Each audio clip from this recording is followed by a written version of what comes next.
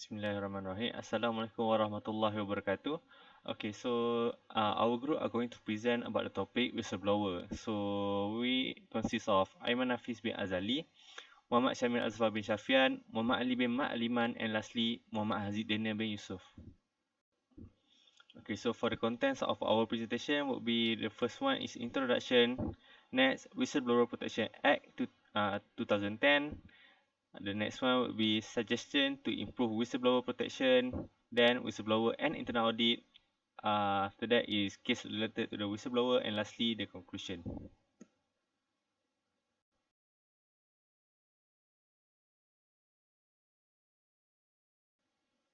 Okay, so what is whistleblower? The word whistleblower was first used in the 19th century. However, the term's connotation evolved from the negative to good once Ralph Nader redefined it. The phrase is a combination of a whistle, a device used to alert or attract attention to, and blower, which refers to the person who blows the whistle to issue the alarm. Basically, a whistleblower is someone who has first-hand knowledge of unlawful acts in a company and reports them.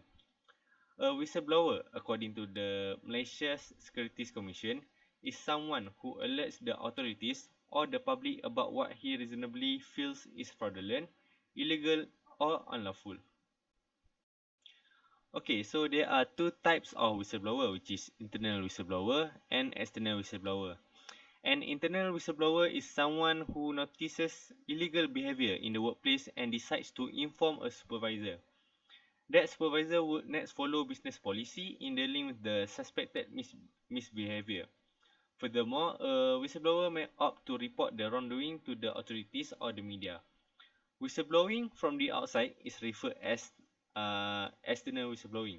There is no law that no law that specifies how a person who suspects wrongdoing should report it. Assalamualaikum warahmatullahi wabarakatuh.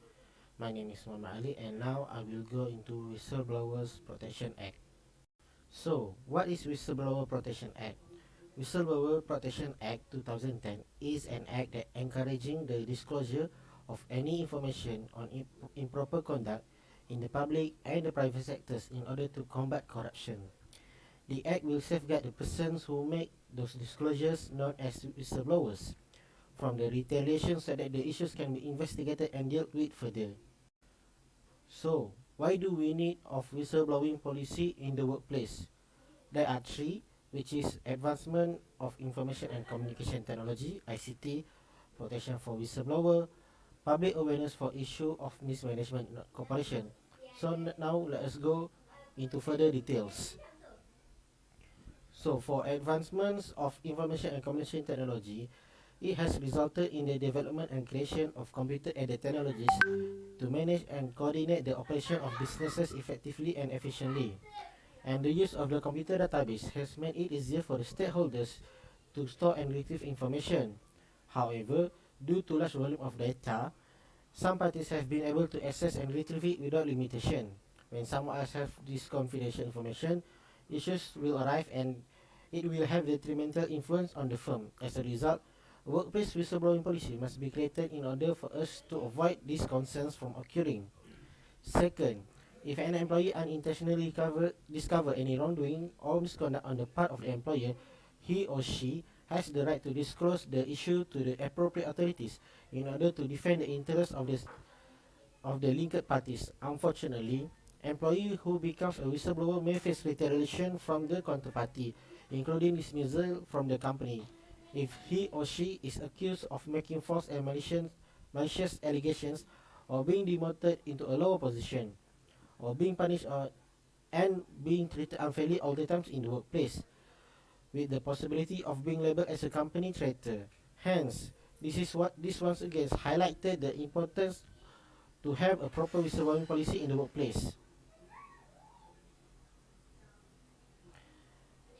And third, we go to the judicial precedents has demonstrated the critical need for an effective whistleblowing policy in corporation, as a strong emphasis on the role of the whistleblower who expose crucial information that will eventually lead to the public awareness of issues of mismanagement in the corporation, as well as the improper conducts performed by the key management personnel in the corporation that were ignored and disregarded by the corporation. Now we will go into whistleblower protection.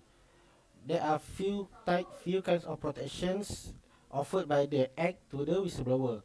The first one is protection of confidential information. Information was supplied maintaining the confidentiality of the individual's identity and information. Failure to keep this information hidden not only jeopardizes the inquiry procedures, but it also casts doubt on the overall system's integrity. Second, immunity from civil and criminal actions. A whistleblower will be exempt from criminal or civil responsibility as well as liability deriving from the administrative problems. Third, protection against detrimental action. Detrimental action as activities that cause damage, loss or injury, intimidating or harassing a person into submission, interfering with a person's legitimate job or income, or simply threatening to do any of the above. Next, not linked or impacted if the revelation of improper conduct does not result in any disciplinary action or prosecution of the person who made the disclosure of the improper behavior. And last, not limit the protection afforded to any individual by any other written law in relation to information provided in relation to the conduct of an offence. How the protection offered by Whistleblower Protection Act can be revoked? First, personal participation in the improper conduct. Second, disclosing a matter which he knew or believed to be untrue. Third, where the disclosure is frivolous or vexatious. Next, the disclosure involves questioning the quality of the government policy. The disclosure is made for the sole purpose or to considerably to avoid dismissal or disciplinary action. And last but not least, the disclosure is an offence under the Whistleblower Protection Act. So what kind of remedies can whistleblower get from the Act? First, they can make a complaint to the enforcement agency. Next, make a request for the representation to the enforcement agency within 3 months to seek for damages, compensation, injunction or any other relief from the court. The court can also grant injunction to stop the person taking detrimental action against the whistleblower to continue to do so. And last but not least, a relocation by virtue of Section 19 of the Whistleblower Protection Act. Assalamualaikum, my name is Muhammad Shamil Azfar bin Shafian and I will talk about the suggestion to improve Whistleblower Protection Act. Okay, aside from the fact that the Act is a step in the right direction, some areas of legislation leave whistleblower exposed. To encourage whistleblower to come forward, protection should be extended in the following 3 ways. Firstly, allowing non-enforcement agency access to information. Secondly, eliminating restriction on the sort of disclosure that are permissible. And lastly, removing restriction on the motive behind disclosure. Okay, firstly, allowing non-enforcement agency access to information. Section 6.1 indicates that a person may make a disclosure of improper conduct to any enforcement agency. Section 7.1. Any whistleblower who make a report of wrongful behavior to any enforcement agency according to Section 6 is entitled to protection. And Section 8 state that the confidential information cannot be disclosed in the course of ongoing investigation. It is implied that for whistleblower protection to be accorded, the disclosure must be made to an enforcement agency. A whistleblower who makes a disclosure of improper conduct to an enforcement agency may not at the same time to disclose such information to anyone else. Any person who contravenes this rule commit an offence and shall on conviction be liable to a fine not exceeding 50,000 ringgit or to imprisonment for a term not exceeding 10 years or both. In some instances, people choose to communicate information of misconduct to the news media or other appropriate third parties due to lack of confidence in the authorities. A perception that a whistleblower disclosure is not being investigated or taken seriously or as a protective step for their own safety or security. Therefore, the Act should be revised, particularly Section 7 and 8, to allow whistleblower to report unlawful activity to non-enforcement bodies without losing their protection, and having an independent statutory agency to monitor whistleblower protection, similar to what has been done in Australia and United States, in order to ensure whistleblower protection is met. Okay, secondly, eliminating restriction on the sort of disclosure that are permissible. Under Section 6 of the Act, a person may report improper behavior to a law enforcement agency, provided that such disclosure is not explicitly forbidden by any written law. A substantial amount of government document, information, and data are automatically classified as official secret under Official Secret Act, and any person who may observe or have evidence of misconduct or any corrupt practice by a public official will likely not be able to disclose such information because they will likely face arrest or prosecution for alleged breach of the OSA.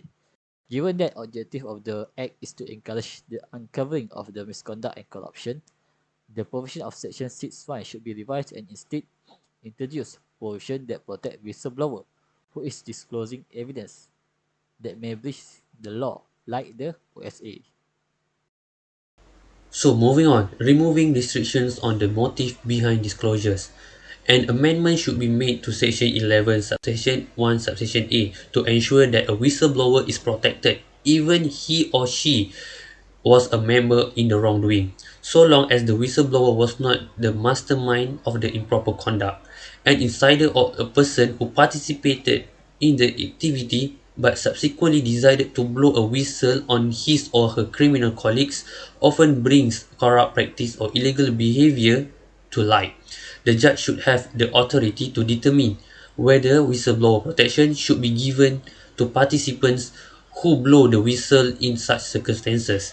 Employees who are afraid of being fired or facing disciplinary action should be allowed to make disclosure under Section 11, Subsection 1, Subsection E. Motive should not be a major consideration in denying protection. The Act's primary objective is to encourage the disclosure of misconduct. The reason for such disclosure should be regarded as secondary. Okay, so next I will talk about whistleblower and internal audit. Internal auditors acting a tri-age role. In order to meet the increasing number of calls and tip-off to the whistleblowing hotlines, the internal auditors need to have a process to evaluate and prioritize the reports. They can take risk-based approach with some recommendation, which is the first one, all reports should be responded as fast as possible. Second one is prioritize report with higher risk. And the last one is delegate reports to support groups such as human resources unit according to the case, such as misunderstanding, personal grievance, or minor error, as the HR can handle it efficiently. Alright, next is the internal auditor as investigators. It is very important to ensure the credibility of the whistleblowing program that all disclosure must be addressed properly. Internal auditors are often to investigate the disclosure, especially when there is an element of fraud. So the recommendation for the internal auditors are: first, commit to the case with fairness, quick and remain confidential. Second, make recommendations for further action and cooperate with the police if there is an element of crime. And the third one is keep the whistleblower informed of current progress. Okay, hence it is very important for the internal auditors to be equipped with necessary skills in conducting investigations, especially to be able to perform under constant pressure. The board of directors also need to fulfill their roles by making sure the main function of internal audit and the assurance role to not be compromised by the direct involvement in the process. The board also needs to ensure that there is a separate mechanism to provide assurance on the effectiveness of the whistleblowing process. So we go into whistleblower case in Malaysia. In this case, a high-ranking company executive, which is person A, in Malaysia has been arrested and criminally charged with whistleblower retaliation. This happened when that person A encouraged the company's chairperson to fire an employee who reported misconduct to Malaysia's Anti-Corruption Commission (MACC). The person A was prosecuted under the Whistleblower Protection Act of Malaysia, which make makes it a criminal to incite or authorize another person to retaliate or threaten reprisal. The charge, malicious first under the 10 years old statute, carries a maximum sentence of 15 years in jail and a fine of 100,000 or both. The person A entered a not guilty plea to the charge. A court ordered him jail on 15,000 bail and prohibited him from bothering any the prosecution witnesses during the trial and until the matter is resolved.